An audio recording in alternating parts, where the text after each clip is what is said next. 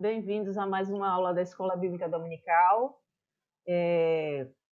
A partir da aula de hoje estaremos estudando sobre a Igreja de Cristo, sua natureza e missão. Na aula de hoje estaremos dando uma introdução a esse assunto. Ao longo dessas lições que nos restam para este quadrimestre, estaremos focalizando a Igreja, sua origem na história, sua jornada pelos séculos até a sua consumação nos desígnios de Deus. Nosso estudo abrangerá os antecedentes da Igreja no Antigo Testamento, bem como seu surgimento nos Atos dos Apóstolos. Com base nisto, estaremos tomando conhecimento das 7 cartas de Paulo às igrejas neotestamentárias em Roma, Corinto, Galácia, Éfeso, Filipos, Colossos e Tessalônica. Também levaremos em consideração as 7 cartas de Cristo às igrejas da Ásia Menor no livro de Apocalipse. A nossa abordagem visa a natureza da igreja, sua ontologia e essência. Trataremos também da missão da igreja. Qual a tarefa da igreja no mundo? A partir dessas duas considerações, estaremos detalhando aspectos de seu relacionamento com Deus, do trato de seus membros uns aos outros e de sua atitude diante do mundo contemporâneo. A palavra igreja vem do grego eclésia, e significa chamado para fora. Isto significa ser chamado do mundo para constituir uma nova sociedade, de acordo com a visão de Deus. A igreja se compõe de pessoas regeneradas pelo Espírito Santo, a nova criação em Cristo Jesus. A igreja é chamada para fora, para ser diferente do mundo e para fazer diferença no mundo. Quer dizer, a igreja deve servir como modelo de uma nova sociedade, cuja finalidade é adorar e glorificar a Deus. A igreja está no mundo, mas ela não é do mundo, conforme diz Jesus em sua oração sacerdotal no Evangelho de João, capítulo 17. A igreja existe porque Deus a chamou da mesma forma que ele chamou Israel do Egito, para ser um povo adquirido, uma nação santa e um sacerdócio real. Primeira carta de Pedro, capítulo 2, versículo 9. Então, estaremos focalizando a identidade da igreja, sua origem no Antigo Testamento e prosseguiremos para considerar seu relacionamento com Deus, o Criador do mundo, e nossa redenção em Cristo Jesus. Diante de todas essas coisas, qual é a essência da igreja? Pessoalmente, Jesus fala sobre a igreja apenas 2 vezes, como é narrado no livro de Mateus, capítulo 16, versículo 18, que diz o seguinte: pois também eu te digo que tu és Pedro, e sobre esta pedra edificarei a minha igreja, e as portas do inferno não prevalecerão contra ela. E o segundo texto é de capítulo 18, versículo 17, falando sobre a repreensão a algum irmão que tenha pecado, e como deve ser feito através da igreja. E se não as escutar, dize-o à igreja. E se também não escutar a igreja, considera-o como um gentio e publicano. Mais adiante, ainda no capítulo 18 de Mateus, versículo 20, porque onde estiverem 2 ou 3 reunidos em meu nome, aí estou eu no meio deles. Então, mostrando de que a igreja ela pode ser constituída a partir de 2 ou 3 pessoas reunidas em nome de Jesus. Portanto, a igreja dispensa qualquer tipo de organização ou estrutura mais complexa ou sofisticada para garantir a sua existência. No relato de Lucas, no livro de Atos dos Apóstolos, nós acompanhamos o nascimento da igreja a partir do dia de Pentecostes. A igreja veio a existir pela vontade de Deus e pelo poder do Espírito Santo.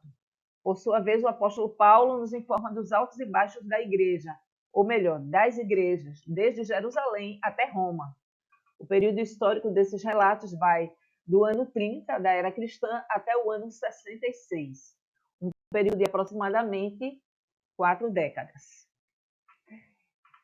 Também vamos ver a igreja local e a igreja global. Observamos que Paulo, ao escrever as igrejas, refere-se muito àquelas do seu contexto local, do que a igreja como um todo. Contudo, no Novo Testamento, a Igreja de Cristo é contemplada nessas duas dimensões, local e global, como também sua missão. No século XVI, com a Reforma Protestante, os reformadores ensinaram que a Igreja era uma realidade visível e invisível. Na concepção visível, a Igreja se reúne para adorar a Deus em nome de Cristo. Essa Igreja é composta de todas as congregações locais, onde, de acordo com a parábola de Jesus, o joio e o trigo aparecem juntos. Essa é a Igreja que o homem vê, a Igreja em sua expressão humana, a Igreja invisível, por outro lado, é a companhia dos salvos em todas as igrejas locais, qualquer que seja a sua confissão eclesiástica. Essa é a Igreja que Deus vê, a Igreja em sua expressão divina. Nós temos também a Igreja em seus aspectos divino e humano. Ao longo de sua história, até os dias de hoje, as igrejas, nas suas expressões locais, refletiam características humanas e divinas. Em certos momentos, a sua face humana predomina e se manifesta na luta para alcançar a maturidade em Cristo.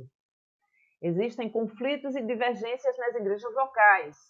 Contudo, na providência de Deus, até esses contribuem para o aperfeiçoamento dos santos.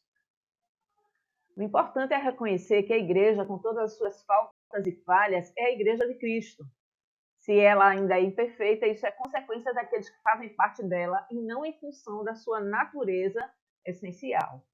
A nomenclatura predileta de Paulo com relação à igreja é corpo de Cristo. Várias vezes nas suas cartas às igrejas, Paulo se refere à igreja como corpo de Cristo e Cristo sendo a cabeça da igreja. E a igreja também como noiva de Cristo em Apocalipse 21:9. Esta é a realidade espiritual da igreja e os que fazem parte dela deverão zelar por ela. De persona não grata para a instituição do Estado. Logo no início de sua história, a igreja passou por um período de rápida expansão e consolidação. Seus primeiros anos, de muitas conversões, 3.000 num dia, 5.000 em outro dia. Então, a igreja se expandiu muito. Durante o mesmo período, a igreja sofreu duras perseguições.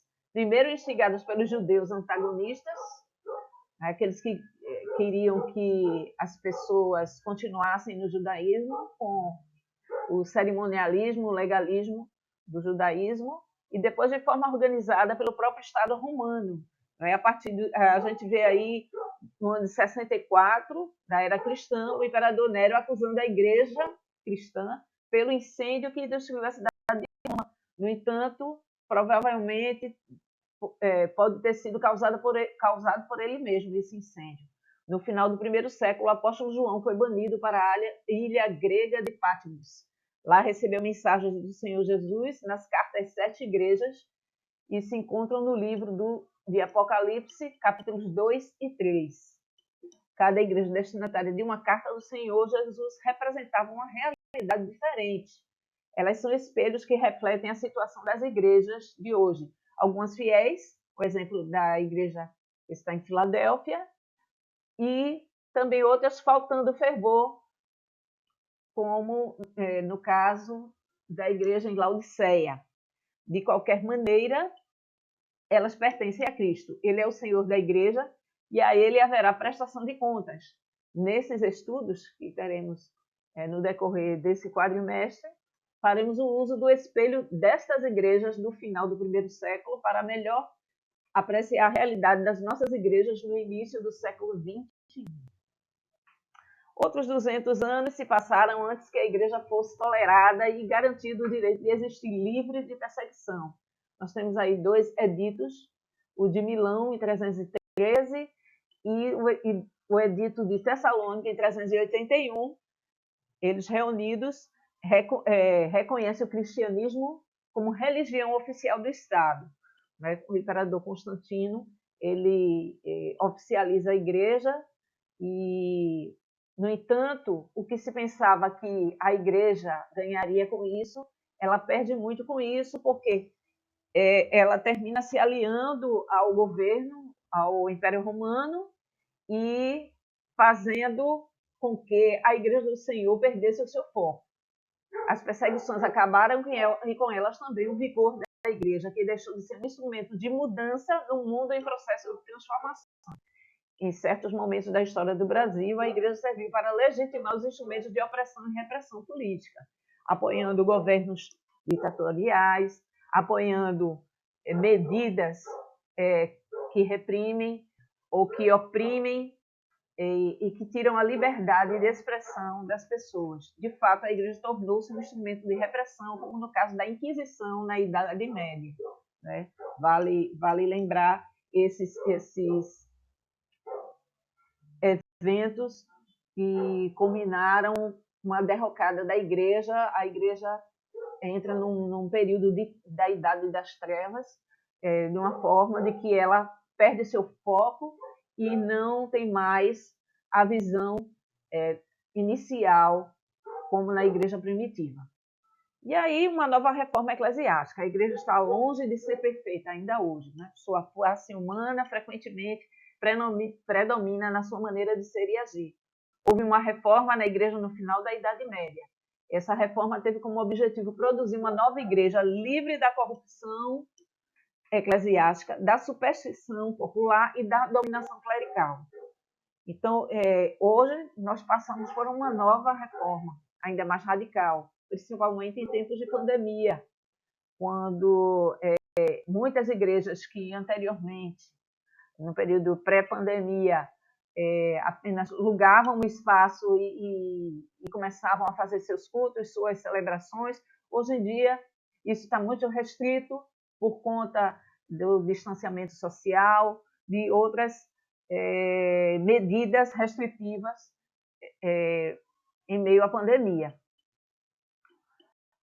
Aí que Deus possa usar esses estudos sobre a igreja para nos fortalecer na convicção de que ela é a igreja de Cristo, o principal instrumento de expansão do reino de Deus na terra e da salvação da nossa geração. Nós percebemos que, através desses estudos que nós teremos nas aulas posteriores, nós percebemos que precisamos cada vez mais entender a missão e a natureza da igreja. Que Deus possa nos abençoar e que cada um de nós estejamos sempre prontos a aprender qual a missão da igreja.